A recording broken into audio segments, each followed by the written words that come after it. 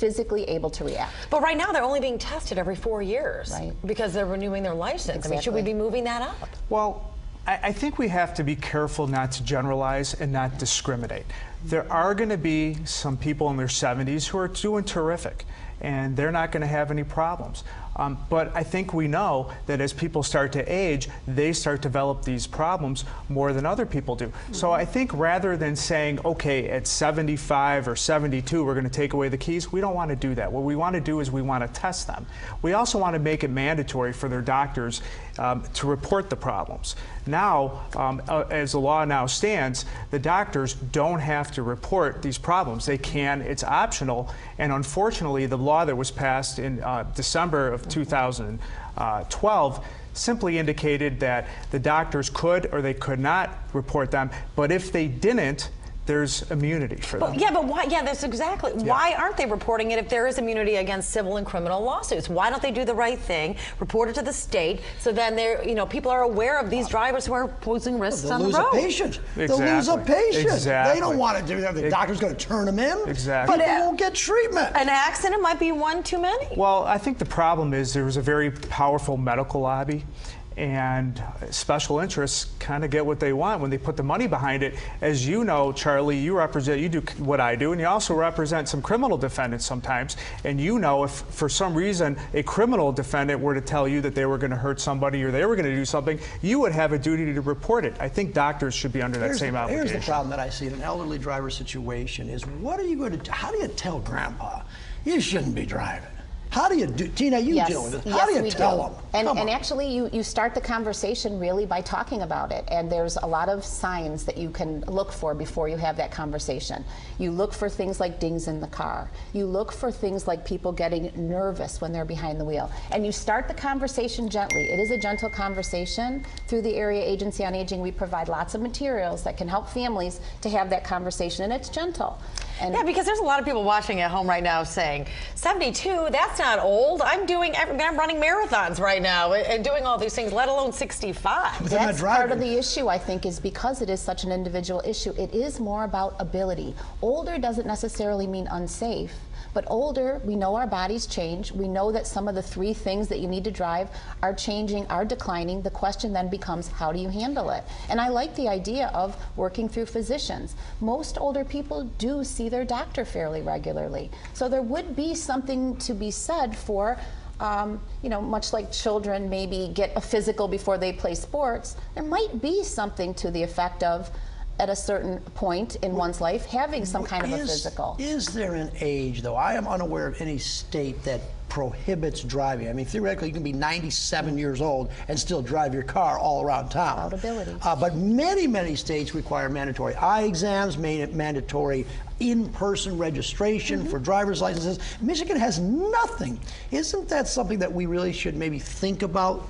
I think the problem right now is that the law as applied to older people is the same as it applies to everybody else.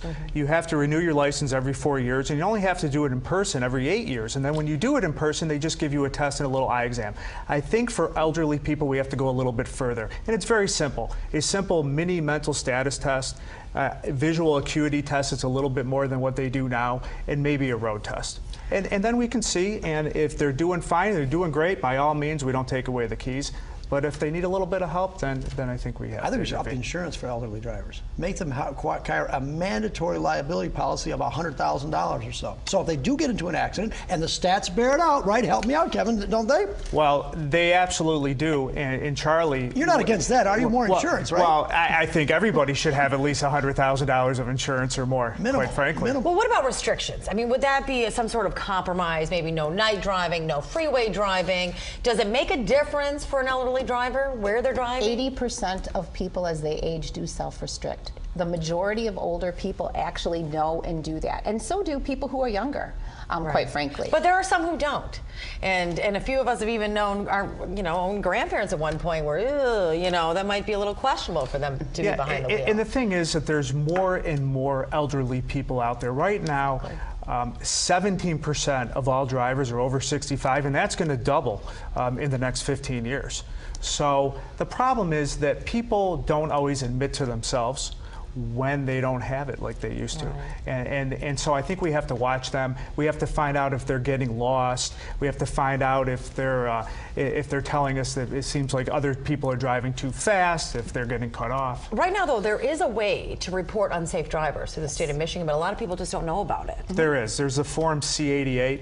And essentially, in order to report a driver, you can't do it anonymously, and you have to have information on the driver. You have to know this person. You have to have their driver's license information. You have to have their birth date, and you can report somebody. But the problem is that the people who know these individuals don't want to report them. Their friends and family don't want to report them. They're going to be seen as confidential. Why not? Well, it may be confidential, but the individuals who are being reported may find out. It's confidential to the extent that the law can leave it confidential. These people are entitled to their due process, though, and people just don't want to take the chance that they're going to be found out. And like Charlie said, their doctors don't want to lose a patient. No, there's no way. Comes down to money there.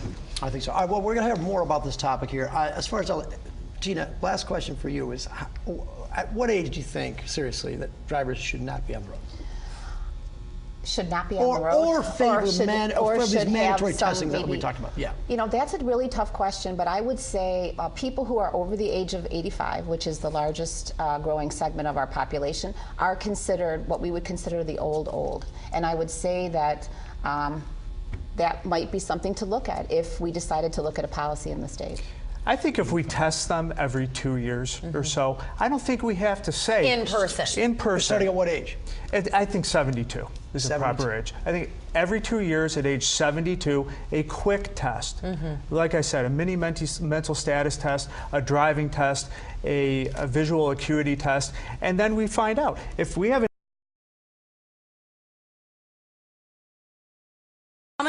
there's a Form C-88, and essentially, in order to report a driver, you can't do it anonymously, and you have to have information on the driver. You have to know this person. You have to have their driver's license information. You have to have their birth date, and you can report somebody. But the problem is that the people who know these individuals don't want to report them. Their friends and family don't want to report them. They're going to be seen as confidential. Why not? Well, it may be confidential, but the individuals who are being reported may find out. It's confidential to the extent that the law can leave it confidential. These people are entitled to their due process, though, and people just don't want to take the chance that they're going to be found out. And like Charlie said, their doctors don't want to lose a patient. No, there's no way. Comes down to money there. I think so. All right, well, we're going to have more about this topic here. As far as Gina, last question for you is, at what age do you think, seriously, that drivers should not be on the road? Should not be on the road, or favor these mandatory testing that we maybe, talked about. Yeah. You know, that's a really tough question, but I would say people who are over the age of 85, which is the largest growing segment of our population, are considered what we would consider the old. And I would say that that might be something to look at if we decided to look at a policy in the state. I think if we test them every 2 years or so, I don't think we have to say. In person. In person. Starting at what age? I think 72 is the proper age. I think every 2 years at age 72, a quick test. Like I said, a mini mental status test, a driving test, a visual acuity test, and then we find out. If we have an 85-year-old who's doing terrific, and we see that all the time, then God bless, let him drive. I think it would be crazy to try to do that at the Secretary of State's office. Well, I don't think it would be Who's quick. going to do I it? don't think it would be easy, and I think that there would be a lot of it involves the problem of actually getting there, and so you're actually making someone actually drive there. So I think that there would be other locations, other ways to do it, and we do have a Governor's Traffic Safety Administration Committee that looks at older driver issues and could look at these issues and decide when and where we could do these things. Would save a lot of lives. We have a 72-year-old driver, and we're not saying anything. I don't know what this driver did. It could be an accident. It could be a very defendable. I don't know if the prosecutor's going to charge this person. He's being very cooperative at this point. But we will see at that point.